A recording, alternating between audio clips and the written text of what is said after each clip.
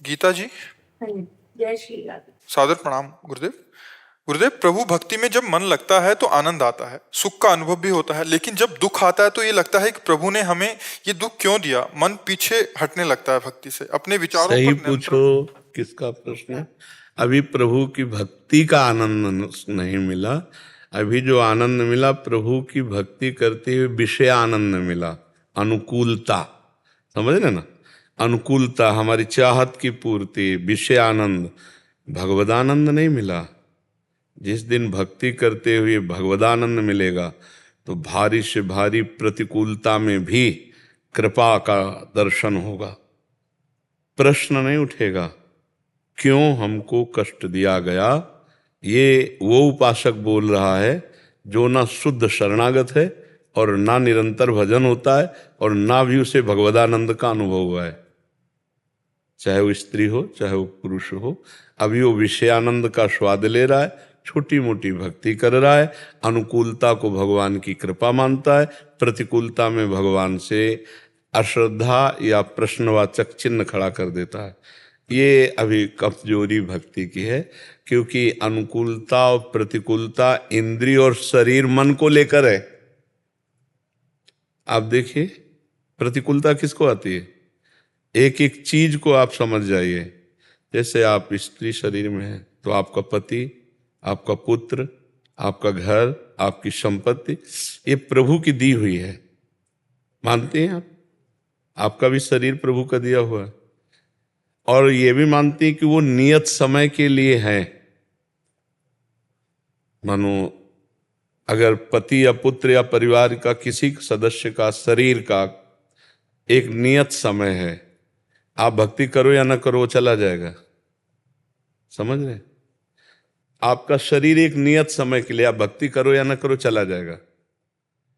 अगर आप भगवान के भक्त हैं तो इस विधान को जानते हैं कि इसका नाम मृत्यु लोक है, यहाँ सब मरेंगे और अपने समय के अनुसार मरेंगे, तो आपको दुख नहीं होना, क्योंकि भगवान की वस्तु है वो, भगवान का जन है वो भगवत स्वरूप है। जितने मिनट, जितने घंटे, जितने दिन के लिए आया उतने दिन टिकेगा, फिर चला जाएगा।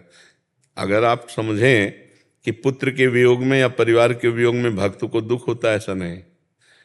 देखिए नरसिंह मेहता जी का पुत्र पधारता है, आप पढ़ के देख लीजिए, करताल लेकर नाचते हैं।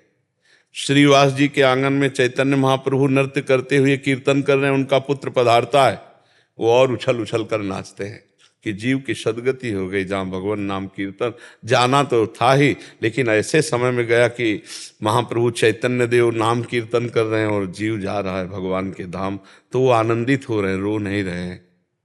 लेकिन हमारी दशा बदल जाएगी, भगवान से श्रद्धा ही हट जाएगी। नहीं हट जाएगी, मतलब हम लोग फल भक्ति का मायाकृत अनुकूलता चाहते हैं। तो अगर शुद्ध भक्ति के मार्ग में चलना है तो पहले ये समझना होगा कि हमारा शरीर और हमारे संबंधियों का शरीर एक दिन छूटेगा, और वो नियत समय के लिए। वो समय का अपने को तो पता नहीं है कि 10 वर्ष रहेगा कि 10 सेकंड नहीं रहेगा, कोई भरोसा नहीं है। अब हमारे पास भोग सामग्री बची, तो जिस समय जिस भोग सामग्री को हमें भोगने को है तो अनचाहे भी भोगना पड़ेगा। जैसे नहीं चाहते पर दुख भोगना पड़ता है, ऐसे ना चाहने पर भी सुख भोगना पड़ेगा। तो इन भोगों के लिए हम भगवान की कृपा को क्यों तौलें कि अनुकूलता मिली तो जय जय, प्रतिकूलता मिली तो पता नहीं भगवान नाराज है क्या। इसका मतलब वो भक्त अभी भगवान से नहीं जुड़ा, भोगों से जुड़ा हुआ है। उसकी चित्तवृत्ति सच्चिदानंद में प्रभु से जुड़ी होती तो महलों में राखो चाहे झोपड़ी में वास दो, कभी घी घना, कभी मुट्ठी भर चना, कभी वो भी न बना, पर जय जय श्री राधे ही निकलेगा, कभी आपसे शिकायत नहीं होगी। अभी हम भगवान की प्रेम लक्षणा भक्ति को प्राप्त नहीं है, नहीं शिकायत नहीं निकलती कि भगवान के द्वारा जो विधान किया गया है किसी से कहना नहीं, चुपचाप सहना है, वो मंगल में विधान है। भगवान जैसी परिस्थिति में रखे उसमें राजी होना है। तो ये तो हुआ बाहरी दुख जो आप देख रहे हैं, लेकिन अंतर में वो जो सुख हमें प्रदान करते हैं उसके लिए ना हम पात्र दिखा सकते हैं और ना वो बता सकते हैं।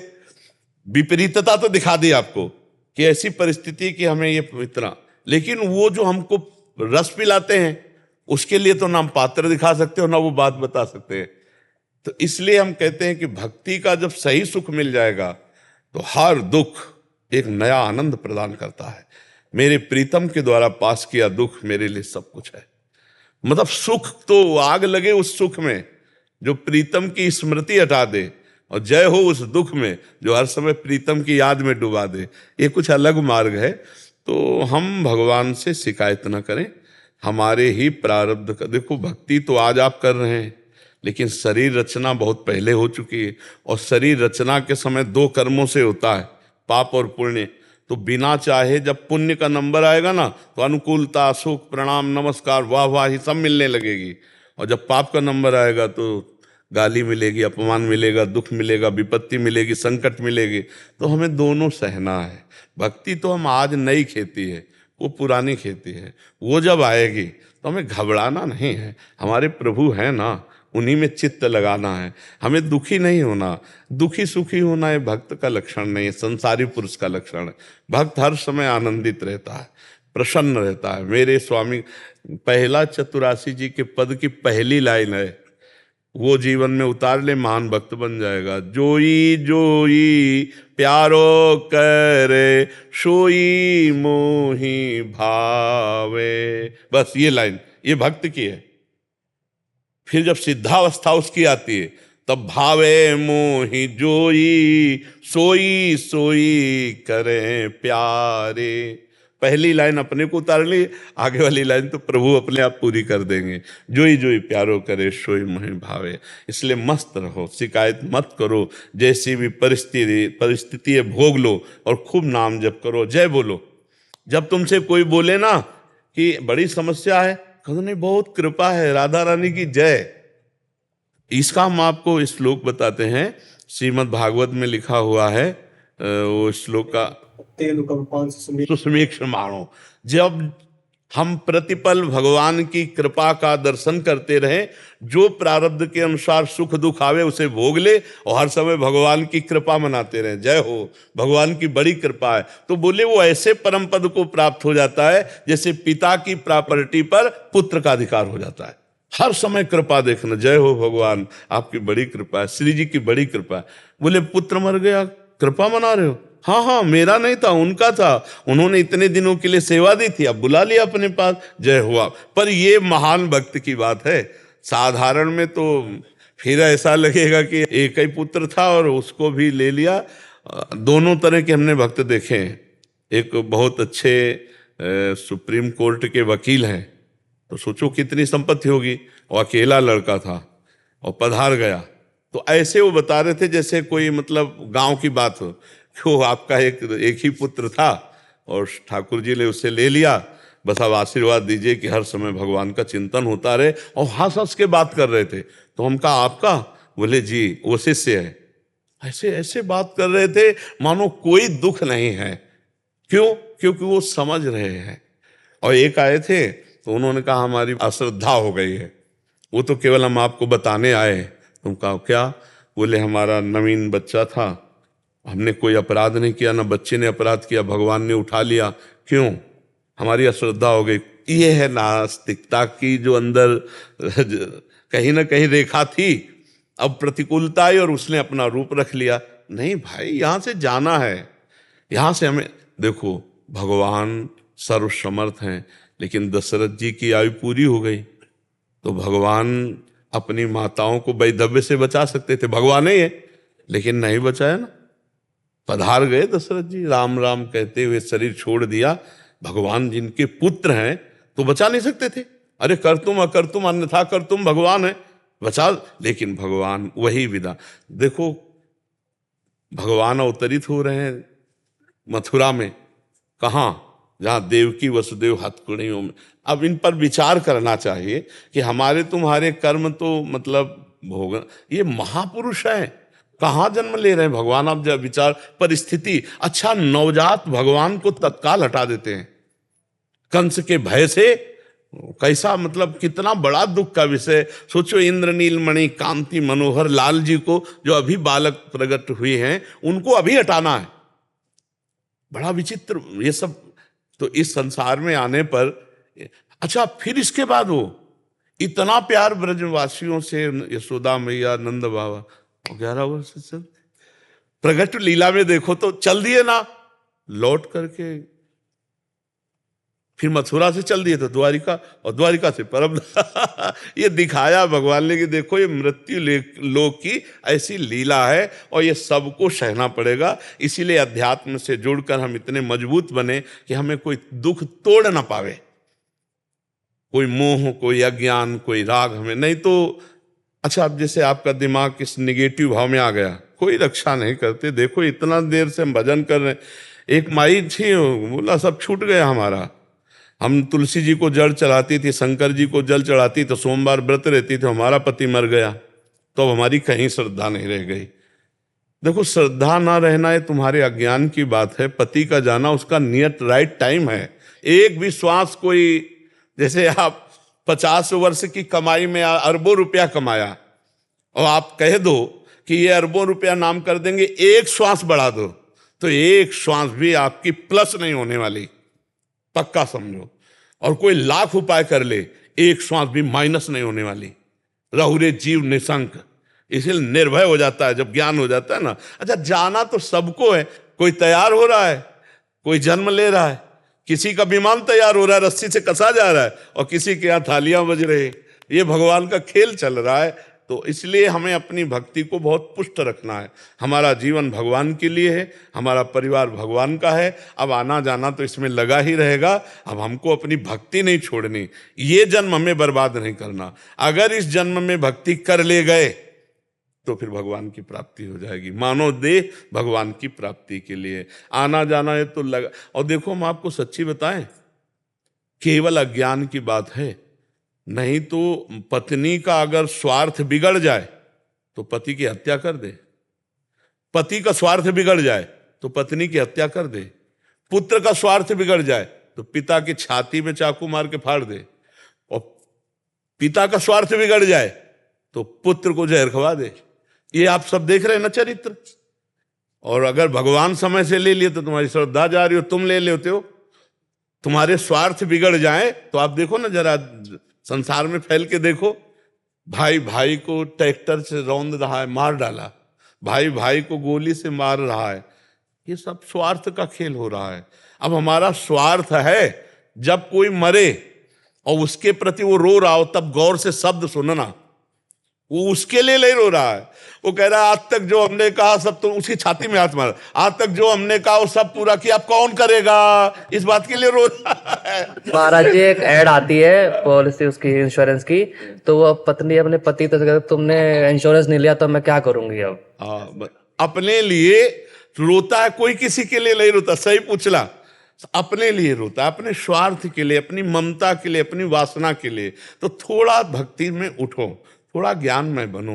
देखो भक्ति का रंग गुरु गोविंद सिंह के परिवार में देखो, बच्चे दीवाल में चुने जा रहे हैं, ना पिता टस से मस और ना जो चुने जा रहे हैं वो बच्चे टस से मस।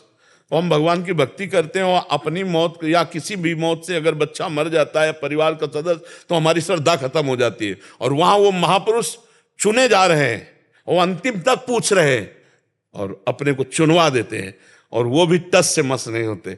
महापुरुषों को कितना कष्ट दिया गया।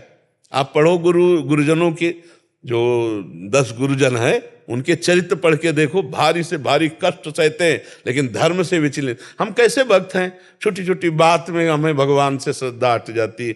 तो हमने समझा क्या अपनी भक्ति को, अभी खिलवाड़ समझा, अभी भक्ति का रंग नहीं आया है। तो हम ऐसे सुदृढ़ भक्त बने भगवान के चरणों का आश्रय लेकर कि हम सब कुछ सह सके पर भगवान को न छोड़ें, क्योंकि आखिरी जन्म होना चाहिए। अब और ऐसा कलिकाल बढ़ेगा कि भजन साधन या सही मार्ग मिलना बड़ा कठिन, पाखंड ही पाखंड का बोलबाला, धर्म शास्त्र के विरुद्ध आचरण, और वही उपदेष्टा वही सब बहुत। तो पढ़ लिख के विद्या थोड़ी है, तो अनुभव गम में भजें जय संता। जो आप पढ़े हो उसी को अपना साक्षात्कार करो पहले। तो ये परमार्थ नहीं है। परमार्थ एक है अपने मन और इंद्रियों को मारकर भगवान में चित्त को जोड़ना, और यही सिखाना। अध्यात्म तो यहां से प्रकट होता है जब हम नाम जप करते हैं, जितेंद्रियता, धर्म से चलते हैं, अनुष्ठान मंत्रों का करते, जीवन भजन में लगाते, तब हमें शास्त्रों का अर्थ समझ में आता है। शास्त्र ऐसे समझ में नहीं आते, शब्दार्थ, भावार्थ और रहस्यार्थ अलग अलग है। शास्त्रों में जो गुप्त वस्तु रखी गई है वो ऐसे घुमा के रखी गई है कि दक्षिण की तरफ जाना है, लेकिन 10 कदम बाद उसे उत्तर की तरफ मुड़ जाना है, और वस्तु रखी पश्चिम में। अब वो कैसे जानेगा, तो केवल दक्षिण पड़ रहा है, वो आगे की बात वही जानेगा। इसीलिए कहा गया कि महापुरुषों का संग करे, क्योंकि वो अनुभव किए हैं। प्रथम सुने भागवत भक्त मुख भगवत बानी, भगवत बानी भक्त मुख, जो भगवान का भजन करते हैं भगवान उनको रास्ता बता देते हैं। ए हमारी वस्तु ऐसे रखिए, पहले ऐसे जाओ, फिर ऐसे मुड़ो, फिर ऐसे, तब वो अनुभव गम में भजें जय संता। वो अनुभव गम में संत जब बताते हैं तो हमारे ऊपर उसका प्रभाव पड़ता है। तो धीरे धीरे इतना भजन कर लो कि अगला जन्म ना मिले, नहीं तो कलिकाल में ऐसा समय आता जाएगा कि सत्य मार्ग का अवलंबन लेने वाले बहुत कम होंगे। होंगे तो जरूर, भगवान की सृष्टि है, पर बहुत कम होंगे। इसीलिए नाम जप करो, ये सब नौटंकी नाटक में कुछ नहीं है। अपने आप जो दुख सुख आ रहा है उसको भोगो, और भगवान मिटा सकते हैं, ये हम बात आपसे कहते हैं। सर्वसमर्थ भगवान मिटा सकते हैं। सुषेण वैद्य को बुलाया भगवान ने, हम तो यही कहते हैं कि भगवान किसी छूछा वाले को बुलाते, बहुत ब्रह्म ऋषि थे, लेकिन लंका से सुषेण वैद्य को, योग्य वैद्य को बुलाया और उनसे पूछा, तो उन्होंने नाड़ी देखी और कहा कि अगर सुबह तक इनको औषधि मिल जाएगी, संजीवनी बूटी, तो ये जीवित रहेंगे, सुबह के बाद इनको कोई जीवित नहीं रह सकता। भगवान विकल थे और हनुमान जी महाराज संजीवनी बूटी ना मिलने पर पूरा पहाड़ उखाड़ के लाए, और जब संजीवनी बूटी घोट के पिलाई तो लक्ष्मण जी जीवित हो गए। इससे भगवान इस चरित्र में दर्शाते हैं कि हमको सुयोग्य वैद्य का आश्रय लेना चाहिए, झाड़ फूंक का नहीं। सुयोग्य वैद्य हमें औषधि देगा, डॉक्टर औषधि देगा, उससे रोग निवारण हो सकेगा। खूब नाम जप करो, भगवान से प्रार्थना करो, वो तुम्हें दुख सहने की सामर्थ्य दे। दुख मिटाने के लिए हम तो नहीं प्रार्थना करते, हम ये कहते हैं कि हमको दुख सहने की सामर्थ्य दो प्रभु। आपके द्वारा जो मेरे कर्म के अनुसार किया गया विधान है उसको मैं सह जाऊं, आपको भूलूं नहीं, आपको प्यार करूं और आपके प्यार में मस्त रहूं, यही भक्ति का स्वरूप है।